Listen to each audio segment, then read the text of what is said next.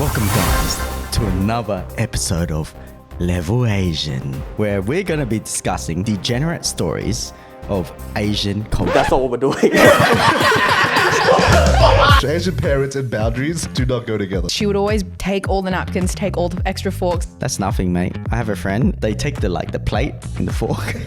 They're like, ooh, this is nice. When you write Chinese characters, they're all in grids. And then in the grids, there's like a little star. It's to help you with your strokes. The only way I was like picking up Chinese, basically. I don't even know if that's suffering or... It was suffering. Oh my God, they use microwave to microwave crab. And I'm just like, that's not Use gonna... microwave to microwave crab. Who the hell cooks crab like that? Your dad's bougie. He cooks like... She's like, we just casually have lobster like on a Saturday night. Look, yeah. Dim sims are too expensive and they look like and it's just standing there like, under her breath. Can you not say that? Like, she can understand you. She's Chinese. Oh, so you wouldn't have grown up with that. No, I didn't grow up with that. Yeah. So That's why you're tight ass and poor and everything. I think we've pissed off a lot of Asians there. Before we get started on today's episode, we would like to acknowledge the traditional custodians of the land on which this podcast is recorded, the land of the Dialects people. We would like to acknowledge and pay respects to our elders past and present and the next generation coming through. Now, onto today's episode. So I think when we think about culture, the things that come to mind are like, Salvaging the episode. He's trying to save it. the things that come to mind are, arts, language, food. But I'm curious from you guys, what are the more day-to-day things from a culture that really hit home for you? I can go first. That's the same thing what I was saying. Mine was wholesome. You said degenerate. I think the ones he's got are degenerate. That's why. How'd you know? Oh boy. Hey, I had all this planned, mate. I've written all sentence to sentence. I think I was the first one to write all my answers, right? Good job, Davie. Can was, but second. I got that. Damn. All right, cool. I love how he always does that deep voice every time he does an intro. Like it's a signature He's thing. radio voice, right? Anyway, I'll go first. I'll kick it off wholesome. And then this guy can like degenerate from there. Okay, so my first one is the thing I find I enjoy the most is I don't know if it's South Asian culture is similar, but I think for East Asians when you go and like meet family members, like let's say I meet your parents or I don't know, meet these guys' parents or whatever, you even though you're not blood related, you still call them like aunties, uncles. It's like terms of endearment because I find that really like wholesome. I really enjoy that. And even like strangers, like even traveling overseas and I meet like taxi drivers and you call them like uncle or something like that, you can have usually like a pretty good conversation about it. So I like that a lot. I find that quite fascinating. You don't just call them uncle or auntie. Sometimes like if they're younger, you call them big brother or dalo or something like that. Yeah, like boss or yeah. I think there's a thing that you can't call people anymore in China, which is yeah, because it means like prostitute. So, yeah, like as in like people used to call like now they call menu there's like pretty girl, but they used to go xiaojie because it was like you don't want to call someone older. Siujie, yeah. Have you been calling people Siujie? No, I call them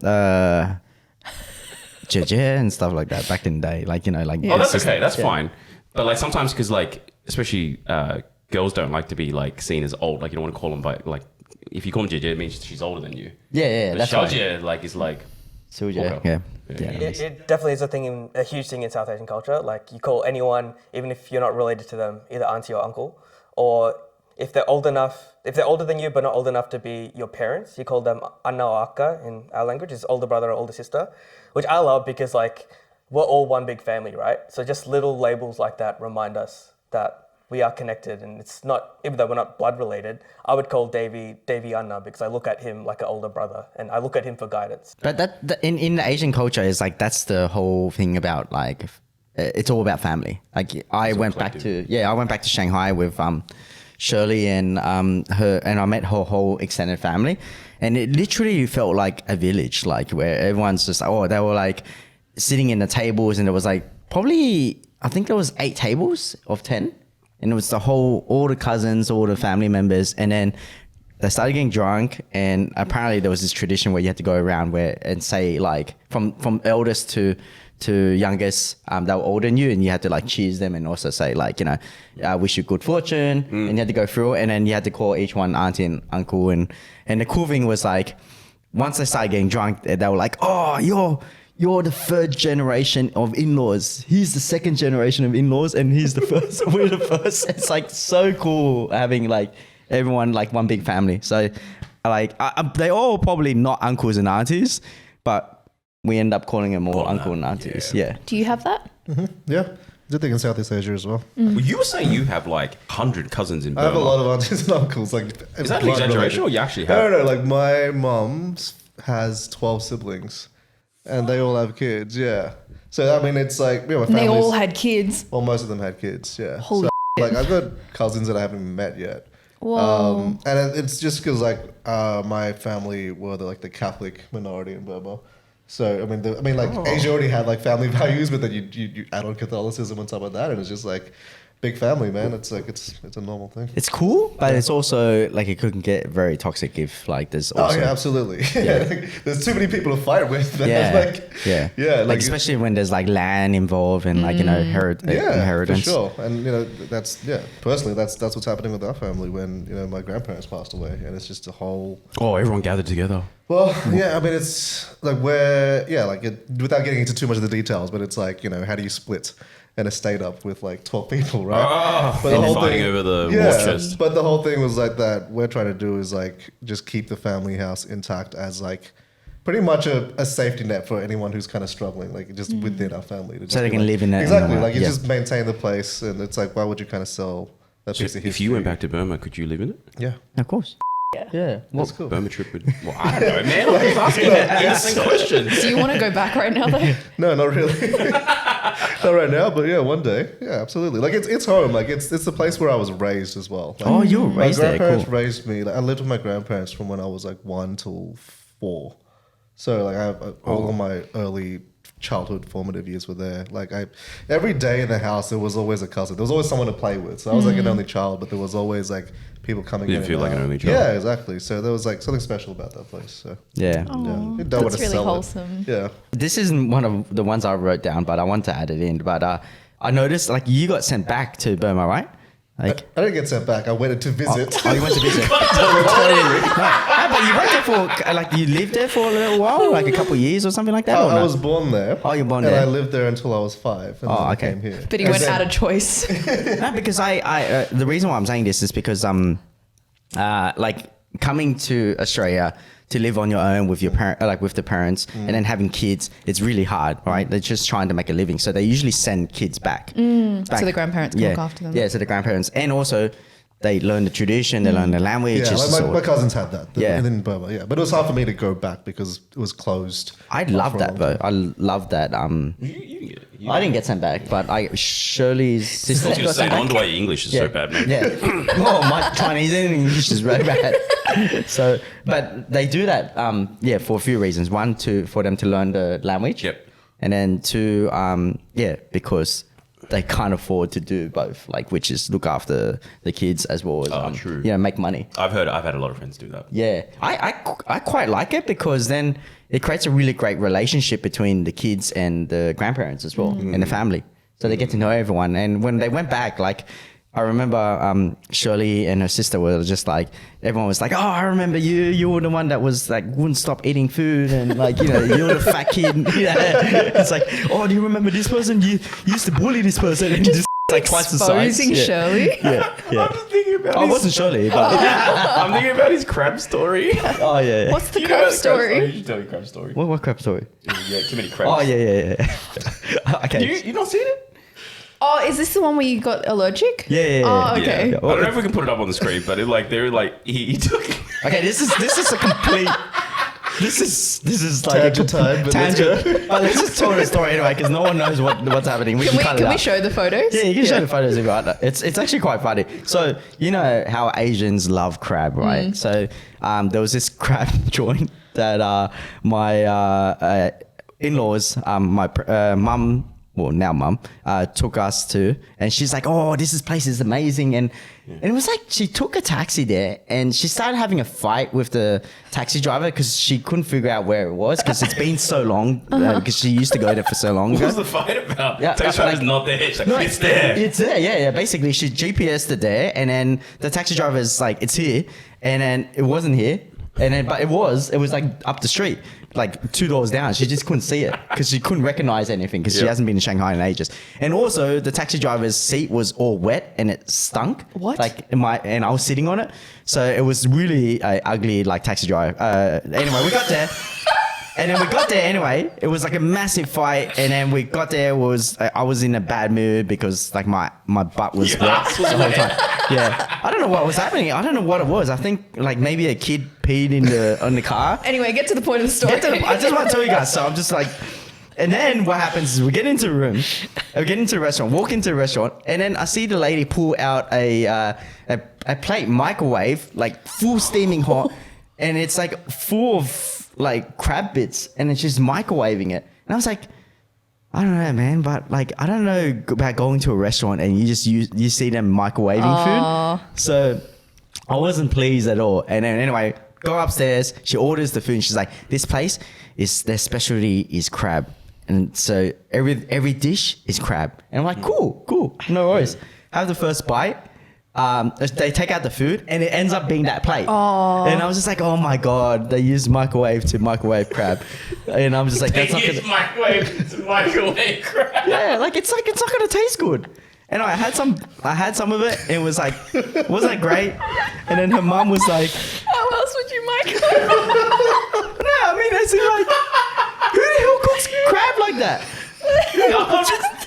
Has anyone watched Ant-Man? And there's like that dude who like tells the story. This is like Davie's version. All right, man. There was this microwave and there was a crab. And you know that crab wasn't fresh, man. Hey man, you guys pulled it onto me. I haven't actually. Okay, sorry, keep going. Okay. So then what happens was, okay, now I've lost my train of thought. Okay. Oh yes. So she starts ordering all these plates, and 5 plates came out, but that was just full of crabs, crab meat. It was shelled, all pulled out, and it was just a block of crab meat. Yeah. It didn't look appetizing at all, but we ate it. The first meal tasted okay, and her mum's like, "Oh, what do you think?" And I'm like, "Yeah, it tastes okay. It tastes good." But really, inside, I was just like, yeah, it didn't taste that good at all. Pretty disappointed. Yeah, but then no one was eating it. So I was like, I'm like the only boy there that wants to eat crab because I usually love crab. Yeah. So I ate most of it. And then then like about 3-4 hours after the meal, went back to the hotel, lied there, about to go to sleep. And I felt my face like heat up and then it starts swelling. And then I was like, oh shoot, I've seen this before. Like my brothers have allergies to crab. And I'm like, yeah. So I was like, I've seen this before. I'm getting an allergy. Yeah. And I was like excited about it. And so I started. Wait, hang on. Why were you excited about getting an allergic reaction? Because like I haven't like had one before. And I've seen my brother go through it. Yeah. So I've seen my brother go through it and I know, I want to see like how it's going to affect my body. I don't know, man. I just get excited over weird things. So I took a photo and I want to see how fat my face is going to go. So I took a photo of it and I wake up Shirley and I'm like, Shirley, I think I'm getting an allergy reaction like to the crab. And she's like, what the freak? And then she's like, she's about to call the hospital and then she starts like, wanting to call the hotel, and I said no, don't call. I think I'll be okay. I just took the medicine, like the antihistamines. The Zantac. Oh no, not Zantac. Whatever it was, Zyrtec. Yeah. And then I took the Zyrtec, and then I started taking photos every 5 minutes just to see how fat it is, and I will show you guys the photo. It got freaking fat. I think I was like 10 minutes to if it dragged out and got worse for the next 10 minutes, I would have called the hospital. Like it was that bad. But it was fun because I saw my face get so fat and I'm like, man, this is bad.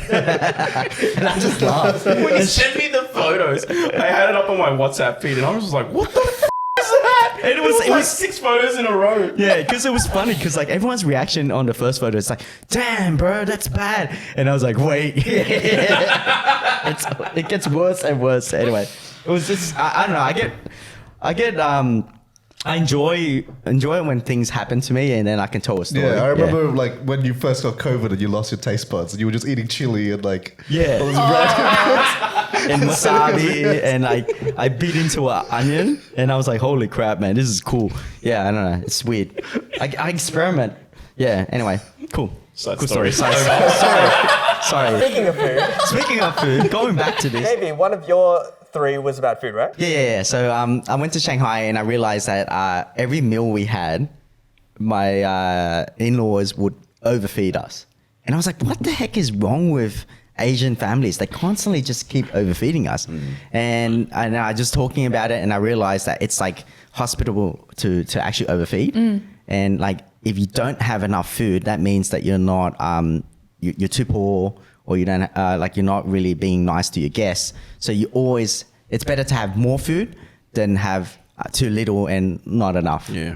My mom does that. Yeah. Like literally, we got like, there's so much food, there's so many leftovers, and like, because Iris's family is a little bit different, where she's like they eat enough, Just enough.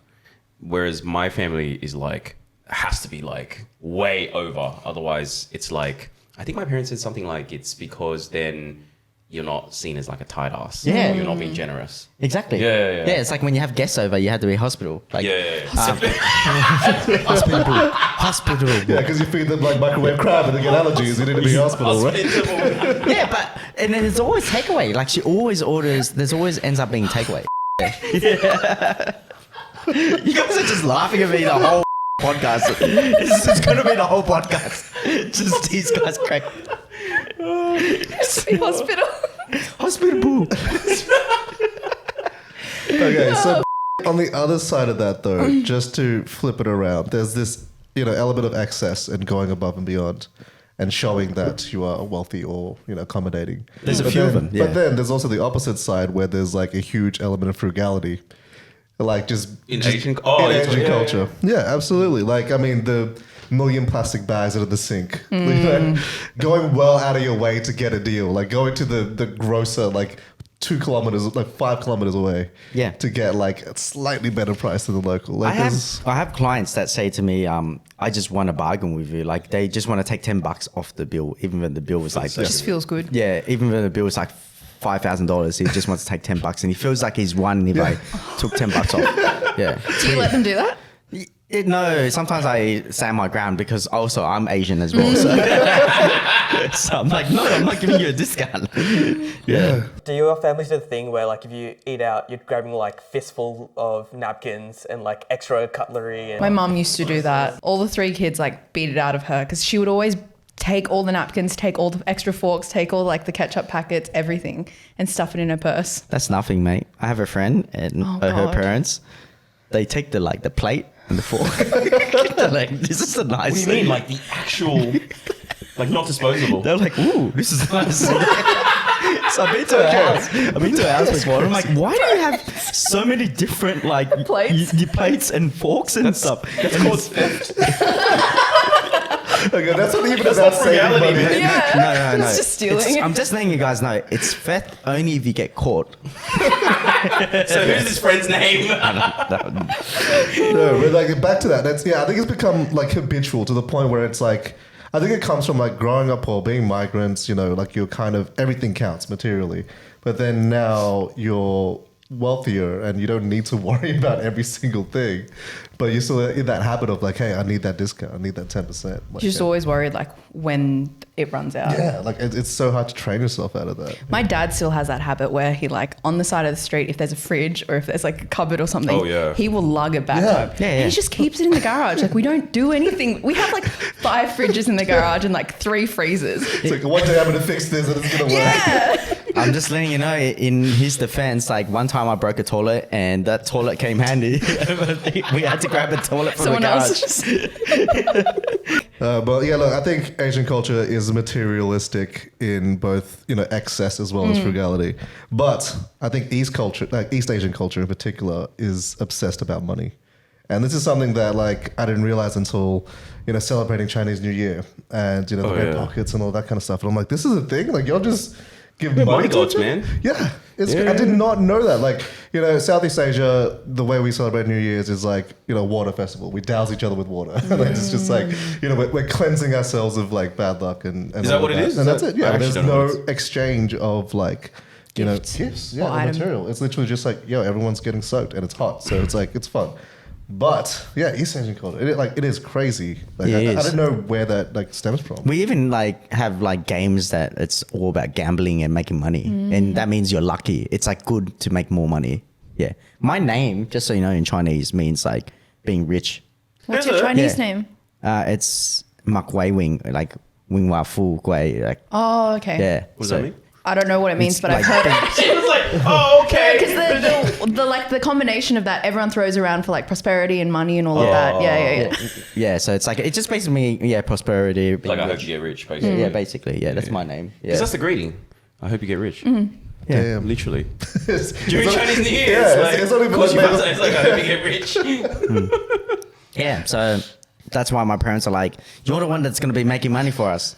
There you go. Oh, so but you wouldn't have grown up with that. No, sort I of didn't culture, grow up with that at all. Yeah. That's So why then when you you got that's why you introduced to it, tied us yeah. and porn and everything. Exactly. I was like, I didn't know nobody give me any money before. What do I do with This isn't as big, but I don't know if you can relate to this because it's Yeah. from Fujian culture. Yeah. But I didn't realize until a few years ago that cooked oysters in Fujian food was a Fujian thing and not a Chinese thing. Is it? Doesn't resonate with you? Cooked No. oysters. Yeah. So there's this Fujian dish which is oyster omelette, and it's literally little bits of oysters, and they just stir fry it. So when you eat it, it's just an egg with like warm oysters. It's pretty disgusting. No, I isn't it a Taiwanese dish as well? Is Like, it? Yeah, it's from Fujian. Yeah. Oh. Yeah, its origins are from Fujian. Because Taiwanese are like the dominant minorities, Fujian, like Hokkiens. So the food is very similar. So yeah, it's the same thing. Oh, okay. Or it's like Oyster omelette. individually deep fried oysters. yeah, it's But good. you're saying it's not. It's not a Chinese wide thing. It's more of a Fujian thing only. So my parents will sometimes just cook like oyster soup or oyster omelette, and like we don't like it, but it's when we eat it, it still tastes like childhood. I don't also- understand it. I get like I was like, this is the must have in Taiwan. So I had it, and I'm like, It's not that great. It's pretty gross. Sorry to say. I think we're offending a lot of Taiwanese Yeah. people right now. sorry guys. Or Chinese people, they only steam oysters. They don't eat That's them what I fresh. mean. I was going to say Cantonese people just steam oysters. Yeah. But then to cook the oysters, and like I don't know about the ones you had in Taiwan. They were like they add a lot of starch, so you can't even taste the egg texture. It's like this. It's like this glob with some oysters yes, inside. you're right. You know yeah, what I'm talking yeah, about? yeah, yeah. It's like it's And then jelly there's and this like sweet chili sauce on top, and I'm like, what the is this, man? And it just tastes fishy and like yeah, squishy. yeah. yeah, it just tastes like something Maybe we don't I get was it. too drunk and I made and it tastes like crap. But sorry guys, it actually probably tastes good for you guys, but not for me. But yeah. When you feel disconnected from your homeland, is that something that you kind of seek out? Not that dish, but I know that my parents would be missing home when they cook that because they only cook it occasionally. Yeah. A dish But that your dad's bougie. He cooks like. She's like, hey, we just casually have lobster like on a Saturday night. look, yeah. Does your dad cook it and then like, well, your mom or your dad like video it and send it to people? Oh, okay. Oh, my mom does. My mom videos everything. Wow. Yeah, yeah. Once like they cooked a dish, they would like video it and then send it Oh, to yeah. all their family members. And it's like, damn, Yeah. this is how they show that they're boss. Like, Yeah, it's a flex, bro. yeah, it's a flex. Wow, it's a massive flex. My mom, she would like go to weddings and she'd like stand in the aisle where the bride walks down to get the shot. Like it's really embarrassing, man. And WeChats be blowing up, man. You know, you gotta rope them in, man. They have no spatial awareness whatsoever. There's no social etiquette. Actually, that's the other thing. I feel like Oh, yeah. I don't know, you know, mums have no fucking awareness, social awareness in general, and especially when you take them to like really like big settings. I think it's just Chinese mums. Yeah. Yeah, the Chinese No mums idea are what pretty she's bad. doing. Seriously.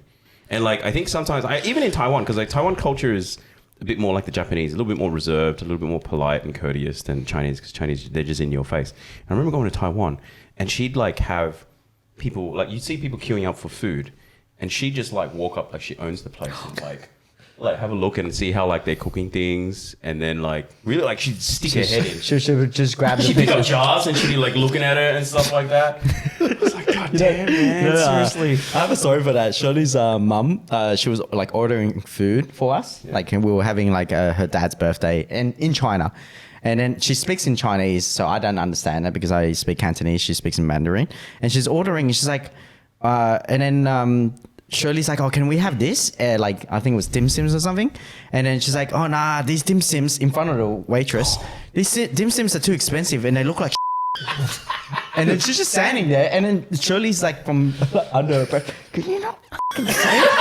Like, she can understand you. She's trying. I can imagine Shirley doing it. And then I'm like, what'd she say? What'd she say? Oh, she said it tastes like and I'm like, what the frick? It's just so... There's no filter. Well, there, that's the other seriously. thing, boundaries as well. Like Yeah. Asian culture, Asian parents and boundaries like do not go together. Yeah, It Not at all, man. Yeah. Well, that's the other thing, like, because like hanging around with like white friends, you know, when you eat and you slurp, Yeah. like you have ramen or something, like, and you slurp. Slurping is like a good thing when it comes, like, it's like telling the chef or whoever cooked it, like, the food is really good. And I remember like this one time, it wasn't going out to eat, but I was in Japan. And you know how I was telling you about that sort of friend who really just doesn't get it. And I think I got sick one night. I had like a fever or something. Then Iris gave me like a glass of hot water, and I was like slurping it. I was like, it was the middle of the night. And she was like, "Can you shut the up?" Was this an Asian friend or a white friend? Oh. But what's with Asian? They think slurping's gross. Like, Yeah. But I'm very curious. What's with Asians in hot water? Like, I think I've asked this question. I still don't get it. It's good for digestion and body chi. yeah, it's like body chi. It's like body energy. Like when you have cold water, It I don't know, this is the unbalances. explanation I've been told. It's like your body has to work harder because your body's warm, and when you have cold water go in, your body has to like heat it up like a microwave. Yeah. And then so the extra chi or energy has to like do it. It's not good for your body, basically. Yeah. But like, do you know what's funny? Because I went to Shanghai, and every time like we order a drink, and it's like we wanted ice, and it's like, it's really cold. Are you sure you want like ice of it? And we're like, yeah. And it's like, no, but like, are you sure? And then we're like, yes. Order it, and it's like, it's Two only cubes of ice. Yeah. And it's still warm. Like, I just didn't like it at all. But like, you know, I think it's just a big difference. I think they serve in China like room temperature beer, Yeah. and room temperature soft drinks. Yes. And you have to specify that you want it cold, Yeah. and they don't always have it in cold. Yeah, it's weird. it's pretty funny. Anyway, big difference in Well, you yeah, know- I think that's mainly East Asia as well, like China. Like Southeast it's a Asia. China thing. Yeah, it's Yeah. definitely a China thing. Yeah, it's way too hot in Southeast Asia to be like, Yeah, here's some warm water. Like, hydrate yourself. it's so weird though. Like it got so frustrating that I had to always order extra ice every time. So I'll order a bucket of ice, and then I'll be like, "Oh, can you get another bucket of ice?" Because I always finish the ice. Yeah, it's so bloody hot, and it was apparently winter season. It wasn't winter. Yeah. They turned off the aircon as well. Anyway, no, I'm complaining again. Sorry. I went to the hotel and they turned off the aircon. Shirley was saying that they called it second wind. Yeah. And she was like, all they did for second wind was open the windows. Yeah. So basically it's a 4-star hotel, and they didn't allow anyone to use the aircon because it's winter season. So you technically don't need it. So you can just open the windows. Even though it was 26 degrees in my bloody hotel. They actually don't allow you to open it. Well, they don't allow us to. They turn off the electricity for aircon, so it doesn't work. Wow. Anyway. 4-star hotel. Yeah. Anyway, I think it's just a heat thing. Like they just like it cultural being thing. warm and hot rather than Yeah, cold. definitely. They'd rather sweat balls than to freeze. Because my dad says the same thing. It's like, you turn on aircon, you're gonna get sick. Like cold air is gonna get you sick. Anyway, back to the Asian pet thing. So I have this. I went over to China. And I was like, there was a cute dog that Shirley's family had. And I was like, what's the name? And it's like, it's Lucky. And I'm like, dude. Every dog is called you lucky. Every dog Did is you got- have a dog called Lucky? I have 3 generations of Luckies. Oh. Yeah. Wow. So like 3 generations of Luckies now. And we actually don't have a Lucky right now, but I think my next dog's going to be another Lucky for my parents. And then I realized, I think Asians always have like very common names for their pets. So Like Coco. Yeah, Coco. Yeah, it's a Pomeranian or Lucky. something. I think Chinese always do Lucky because money and all that stuff like that. I'm curious about like, you know, the East and West or Asians, like if they have very common South names. Asians, he means. West Asian. South Asian. Hey, okay, we're the West Asians. Okay, sorry. But South Asian. My bad. What do you guys have? South Asians either do like Disney characters or like Oh, that's What? cute. Like Give me an what? example. our dog's Simba. Oh. Or they do like references to like Raja would be like king, like the word for king in different parts of India. So stuff like that. I have Bobo a lot, by the way. Oh, yeah. Yeah, that's a very common I name. don't know. I don't think it is a thing. Like for me, I didn't grow up with pets. Like we were always renting. We just never could have a place that allowed pets. So, yeah, I don't know. But I don't think it's an actual thing. But in Southeast Asia, there's like there's tons of dogs everywhere like that. What, Like, stray ones? Yeah, stray ones as well. Like it's just a common I don't know. thing. Did you notice in Taiwan that like people like spoil their dogs? Like same with Japan. They put their dogs in prams and like all sorts of. Like, I think that's weird everywhere, shit. man. Everyone loves China's dogs. like that as particularly well. prominent in like maybe because I haven't been in China in a while, but like Taiwan and like Japan was like I was very like aware of like people treating their dogs like royalty. Yeah, there's a lot of places. People do that in like Yeah. North Sydney, Double Bay. Everyone's around Do in they? their prams. Yeah. Prams Little as well? chihuahuas and everything. Got little bows on their head. So pets have also become a status symbol. Like Yeah. a 100%. Yeah, I would You say just so. bought a chow chow. Well, yeah, I put down a deposit for a chow. I don't know if I'm going to get the chow I yet. still feel like he's getting scammed, but we'll see. I told Iris yesterday. I already put down the deposit. I didn't tell her I put down the deposit. And then I told Tony, my brother, he was like, I was like, do not tell her. And he looked at me stunned. He's like, why not? And then later that night, I was like, oh, I'll have to tell her because I can't just bring like a chow home. She'll freak out. And as soon as I told her, she's like, it was like during dinner, she's like, I've lost my appetite.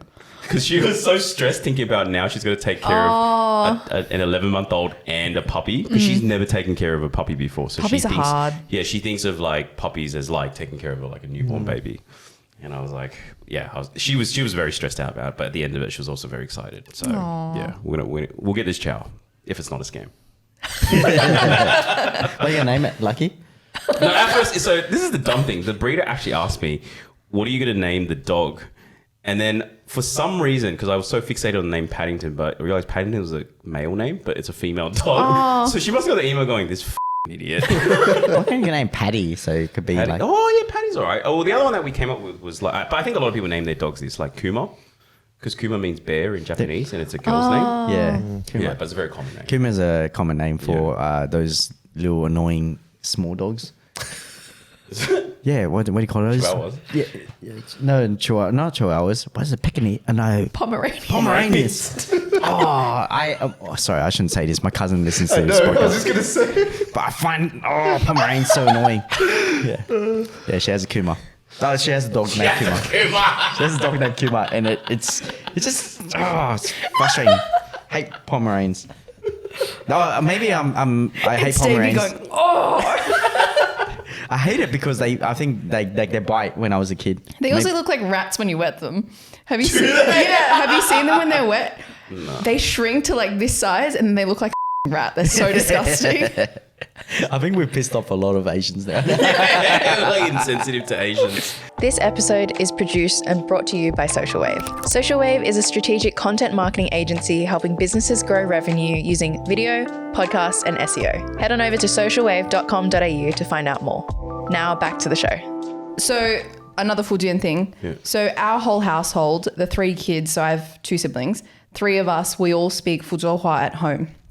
And I guess the interesting thing is that like Chinese are always trying to preserve, Mandarin, Cantonese and all of that. But I feel like it's not as common. It's uncommon, for the small dialects, right? So what's interesting for us, or what my sister said, was that we all understand the language, but we don't really understand it enough to be able to communicate to the full extent that we would in English.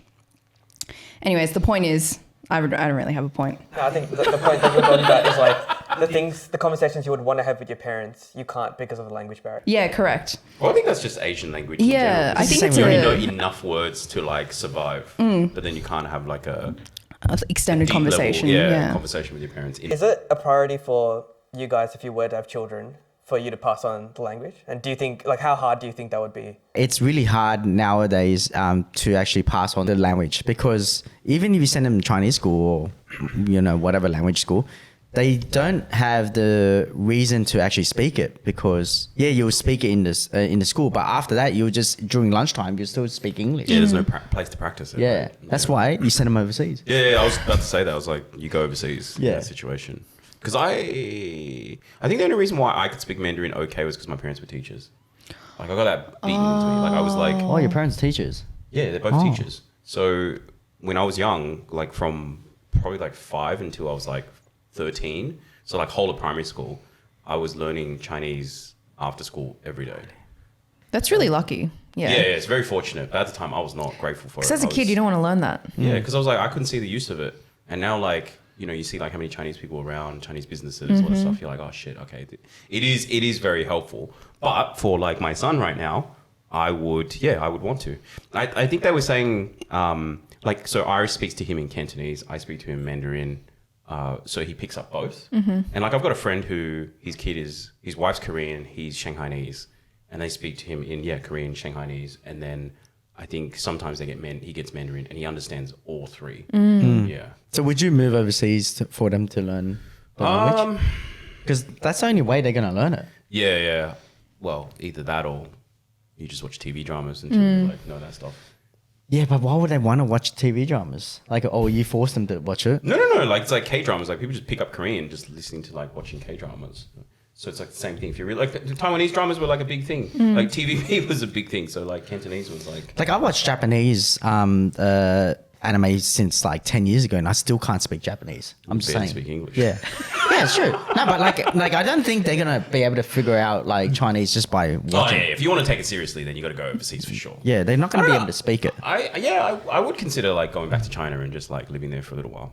But I don't know. I haven't thought that far. It's not like... No. The question is, like, would you take them there for a specific reason of making sure that they learn Chinese? I haven't thought that far. Yeah. Like, you know, you're just worried about, like, next week, let alone, like, you know... I think I would, personally, for me. Yeah? Yeah. Send your kid back to China? No, as in I would bring the whole family. Like, I'll take the whole family. Yeah, relocate, just for the sake of, like, making sure that they actually know Chinese and Cantonese or something like that. Wow. Yeah. I think, but I don't know if Shirley would agree with it, but it's just like then they're going to lose their language. Yeah. Well, they're already losing a lot of the dialects in China. Like, for example, even Shanghainese is a dying language. Yeah, it is. Like, apparently the next generation of, like, Shanghainese kids a lot of them aren't able to speak Shanghainese. Yeah, in Shanghai, I was like, why don't you guys speak Shanghai? When do you guys speak Shanghainese? And then Shirley was like, we only actually speak Shanghainese when it's with family. Like, everyone else speaks Mandarin. Yeah. Well, that's like us, like the 3 kids, we all know Fuzhouhua, but all of the cousins don't know any of it. So because the parents haven't spent any effort into trying to get them to maintain it. My aunts and uncles, they all speak to their kids in Mandarin or English. Whereas our family, I don't know, maybe because my mum grew up in Hong Kong and my dad was in kitchens, but at home we speak Fuzhouhua primarily, and then it splits between Cantonese, Mandarin, and then broken English. So then we all just get like a mashup of everything. But the main thing is that we all know Fuzhouhua, but no other kids our age know that. For my culture, for Tamil people, because we were pushed out of the country because of the language you spoke and the background that you were, there's a lot of effort that people put in as migrants to maintain or to pass on the language. A lot of how it's taught, like Sunday school and stuff, is very rigid and it's very rote learning. But now with like younger people getting involved, they are trying to modernize how you are learning the language. But because you're not speaking it every day, once you start school, once you like get into the workforce and uni, you're not using it every day. It just like for me, I struggle now because I moved out of home and I don't speak the language as much as I used to. So you kind of like have a head start if you want to learn it again. And that's the thing I want to like give to my my kids. It's a competitive advantage as well. Yeah, because like they won't appreciate it now, but later on down the track they will. And I think there's a lot of things that my parents did for me that now I don't like. I really appreciate it. Like all the teachings that they had, and you know, working hard, and you know, Chinese. I can speak a bit of Cantonese. The culture and stuff. Yeah. Yeah, I relate to that. I mean, I can barely speak Burmese, and I regret that as like a first gen, because I'm like, I really, as a child, didn't want to keep speaking it. I wanted to learn English. Because you speak English with your mum. Yeah, I speak English with my mum as well. Yeah, but your mum can obviously speak Burmese. So like when we first moved here, I didn't speak English at all, and then like so it was very hard for me to like just be in school and communicate. So I was like, I got to learn English real quick. So I was just like watching Sesame Street, play school, like just learning English real quick, and I forced my mum to speak to me in English more because I was like, we got to learn this shit. But then over time, because we didn't really grow up with a lot of in the areas where a lot of the Burmese community were, so like I didn't have reason to practice. So my level of Burmese never progressed more than like a 5-year-old. And then, but as I got older, like, you know, I was like, you know, chatting with my cousins or over Skype or like, and then eventually visiting Burma when I was like, you know, in my 20s, it was very hard to communicate with my family. And I was like, I really should have actually like practiced this. Yeah. Well, the cool thing is that like the tech's there to like learn language a lot easier for us now than would have been like 10 years ago, right? So you can always come back to it. Yeah. It's harder to learn as an adult, that's all, because you're It not in is. an environment But it's for possible. it. It's possible still. But every time I go back to like, say, a Chinese-speaking country like Taiwan or China, I think within about a week or two, my like Chinese goes up very quickly. Like accent, vocabulary, everything, just pick things up like really, really fast. Because you're in the environment. Yeah, it's crazy. And then coming back, it just goes down again, and then you back up again when you go Hard. next time. Yeah. Or you can just be like Shirley. When it's fight or flight, she speaks really good Chinese. Whoa. She doesn't choose to speak Chinese, eh? Like, as in is she not confident? Is that why? Yeah, she's not confident at all. But when it's like life and death scenarios, like her Chinese just improves.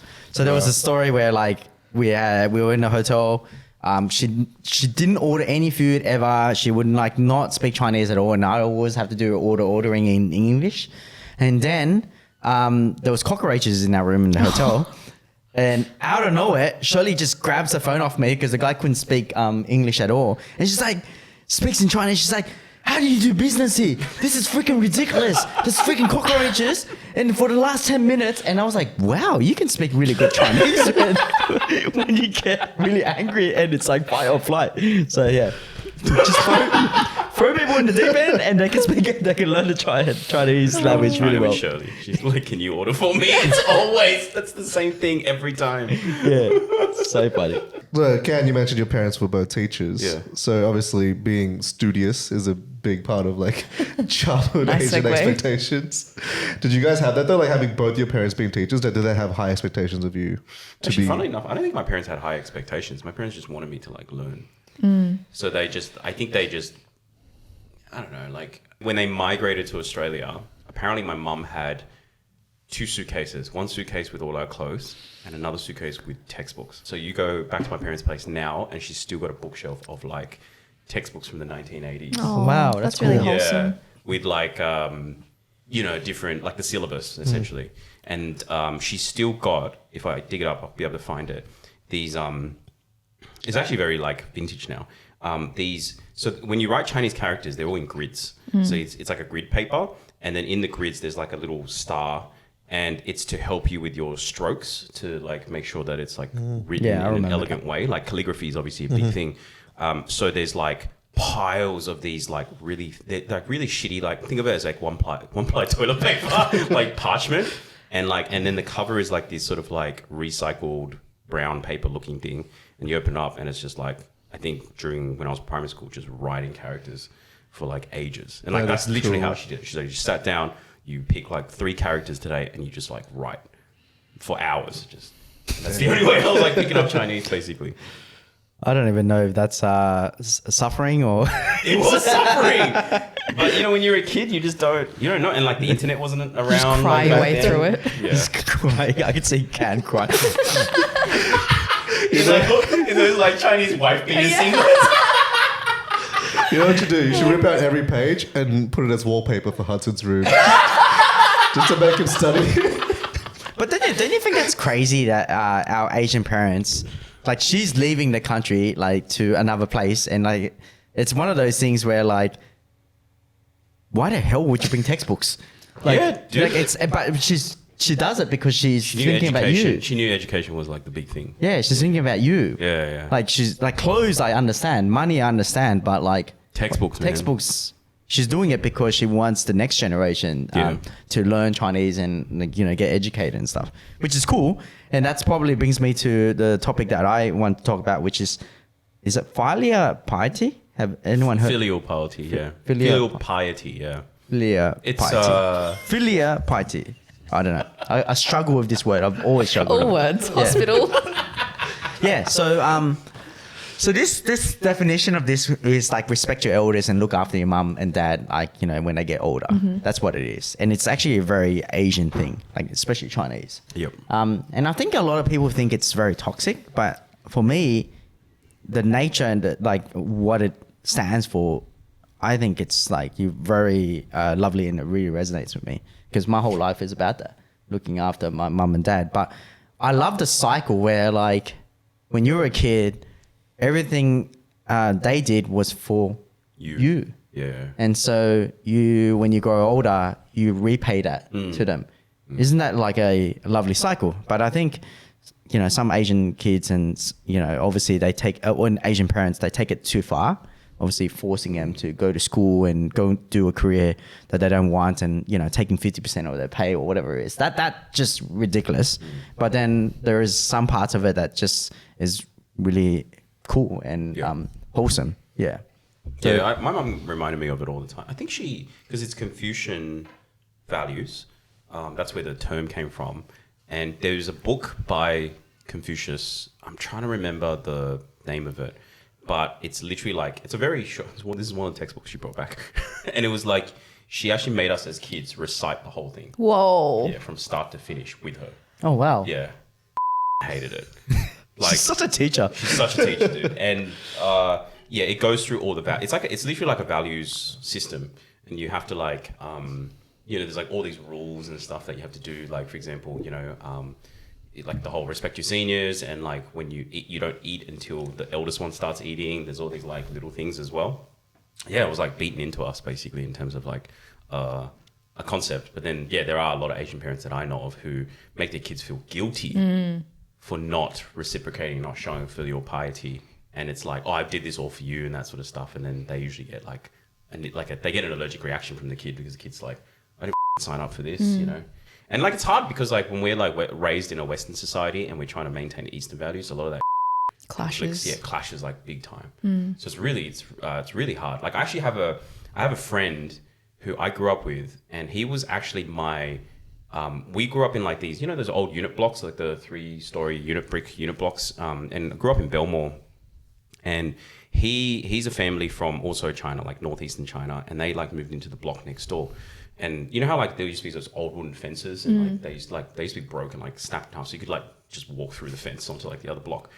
And I don't know, for some reason, like when I was a kid, I was just like playing in the yard and stuff like that in the back car park, and like he was a few months younger than me, so we ended up like becoming friends, and the parents got to know each other as well. Like his mum is like one of those classic tiger mums. Oh. Like really just like made you feel guilty. She like forced you to be high achieving. He's like top piano player, just like had to be like an overachiever. And now he's I think he's like gone overseas, I think in the last year or so. And like he's like same age as me, but like growing up and even in our 20s, he did nothing but like everything he could from a filial piety perspective for his mum. And he apparently this is what you're saying by parents taking it too far. He still got treated like shit. Like he got yelled at every day. Like it's really sad, right? And it wasn't just him, it was like his dad, and then, anyway. And then like him leaving overseas, apparently I was talking to my mum about, his mum got really upset about that. He's like, you're betraying me, you're going overseas, you're not here for me, and that sort of. And my mum was basically we were having a conversation about it, and she was kind of basically saying, she's like, this is what your kid ended up having to do to be able to just feel like they want to like live their own life as well. Because there's two ends of the spectrum, sometimes the Asian parents take it way too far. Yeah. So far. Yeah, and they don't realize it, and I think it's because they probably had some sort of trauma with, their parents and stuff like that, and they push it onto their kids. Yeah. But then there's the other side where like our parents, for example, gave up their life to give us an education, make money, set up a business and cook for, do a restaurant, for example, and cook for people just to make some money to pay for the education. And then it's just like, I love the, the story of being able to pay back to your parents. But in your own terms, right? Like in your own beliefs and the only way you want to do it. And that's really cool. But then, some parents just go, you got to do this, you got to do it this way. Yeah. And it's ridiculous. It's crazy. It's crazy. Yeah. But it resonates a lot to me because I think one thing about this is that I always question everything I do. And, a lot of my mentors and my family always say to me that, Davie, and you say this to me, it's like, is this what you really want? You're always doing things for others. And I always question the things I do for my parents. It's like, is this really what I want to do? Do I want to live the life for my parents rather than for myself?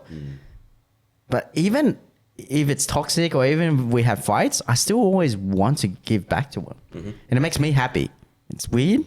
but that's what makes me happy. And I realized that I'm never ever gonna change that. Even if they treat me like crap, even if they become toxic, even if they are greedy, I still feel like happy somehow being able to give back to my parents, even if they don't reciprocate that love. A lot of people don't feel that way though. Yeah. I feel like I know a lot of people who are just like very resentful towards their parents. Yes. But then for me, it does. And then as a result of that, I think like I should continue to do this because I question it every single day, but I still always feel like I love it. Yeah. Like, and then I think that's a part of life, right? Like some things you just have so much passion about and you just keep doing it, even though people could tell you it doesn't freaking make any sense and you shouldn't do it at all. But you still do it, then why not just keep doing it because you're happy? Yeah. So that for me just resonates with me. I sometimes feel like I go out of my way and I like my brother and I would do things for our parents, like we'll buy things for them and things like that. I don't know if you get this. You buy it for your parents and they don't want it. Like they don't need it. I bought my mum like Swarovski earrings a few years ago for her birthday. She's never worn them once. Yeah. All she wants is all the kids to come home and have dinner together. Yes, that's exactly what happens. She just wants you to be there for family and that's it. But I think he disagrees. Actually, I got a story that he complained about long time ago, which was the Kathmandu jacket. Oh my God, that's just you're bringing crazy stories. You're triggering me. So my dad has become more like a kid lately, and Dad always asks for like cool things. They want to buy like Kathmandu jackets because it's cold, and I'm like, yeah, for sure, I'll buy you it. But every single time I buy him something, he always has something to say about it, like that, or it's the wrong color, or it doesn't have a hoodie, or it's too thick, or it's too thin, or it looks like a girl's jacket. Like literally, I've bought him 6, not Kathmandu, 6 jackets. Oh, I thought you just bought him the second one. No, 6. Bought him 6. Lot. And through the last 5 years, and every single one of them, he's always had a reason why he didn't like it. Does he still wear them? No. Do you take him to buy the jacket with you, or do you just buy one and get him to like it? Yeah, no. So that's the part where my brother says to me, like, you got to take him. But the problem is, he doesn't want to go. No. I would just get too frustrated watching him buy it. Like, it's so frustrating watching him buy it. You'd rather buy it? Yeah. And do trial and error 6 times than to take him shopping. Yeah, I know. So it sounds like the 7th time you might need to go take him to the shops. Yeah. And I think maybe it's the time thing. Like I don't have the time to kind of like take my dad to shopping and then let him try it all out. Because the problem with him is that he'll look at the price and then he'll be like, no, I don't want it. Yeah. So I just buy more of them because I don't want him to look at the price. Yeah. But the thing is, it's crazy. Like I'm telling you, it's just to tell you the story on how ridiculous it is. He tells my brother and me, it's like, I want a large size. And then I buy him a large size. He's like, this is too big for me. I want a medium size. So I had to switch it to a medium. And then he's like, then after that, he's like, it's too girly. It's green. It should be black. And he has all these black jackets already. Yeah. Anyway, I have a lot of jackets now because I have to keep it all. You're going to disclose a lot anyway. So that's it. So it's the complete opposite to you. It's so different. Then. Oh yeah, it's so different. Like my parents are like, they just don't want anything. They're so picky. No, my dad's just become the most pickiest man ever. Like since he's gotten older. It's cool though. It's cool. Not really actually. He's going to flex to his friends about having the sickest jacket though. Like that's the thing. He doesn't wear them though. Oh, they just like it's like when remember that auction at Ermington for the house that I was looking at as well? Yeah. Me, I almost lost out my mum at that auction because she walked in and she was like criticizing everything about the house. Yeah. And she was like, "Oh, there's not enough natural sunlight coming through here. Why is it like why are the walls joined together? Because there were these like those townhouses, not townhouses, but they were like those No, man, like the Asian parents, man, they're experts in everything. Experts in everything. Yeah, Asian parents are experts in everything. And then she said the most wildest thing I've never even heard. She goes, your son, my grandson, needs to live in the most eastern room because it's good feng shui. I was like, you, man. Like, I can barely buy a house and I got to pick about like which room the emperor has to live in. Exactly. That's why I don't bring my parents to go and buy him a jacket because this is what's going to happen. Yeah. It's going to start talking. This is why I say to my brother, I was like, do not say anything to her. Yeah. And he always says things to her. And then she finds out and then she sends a message in the WeChat group chat, and then Iris finds out, and then I lose. Yeah. I lose in life. Yeah. This went from wholesome parts about our culture to parent trauma. I don't know why I get so angry. Usually I'm the angry one. That's fine. Well, I don't get why you brought your parents I to... didn't. That's the thing. I asked my dad. I was like, "Can you just come because I'm curious to get your thoughts." And of course, I forget to say, "Don't bring mum," and he brings her. And then next minute, I hear it to no end about like what she likes and doesn't like about the house. Don't your parents listen to this podcast? My dad does. I'm sorry, Dad. Anyway, I think that's a good part to wrap. Very quickly, we've spoken about things that you like about the culture and quirks that we have. Just rapid fire. If you could take one thing from the culture and apply it to mainstream Australian culture, what would you take from Eastern culture and apply it? I think Filial Piety, like I think Australia. Oh, I sound bad saying this, but I was like, I don't think we have a deep culture in Australia. It's very like homogenous. I was like, I love going back to China. I'm like, man, there's so much culture and values here.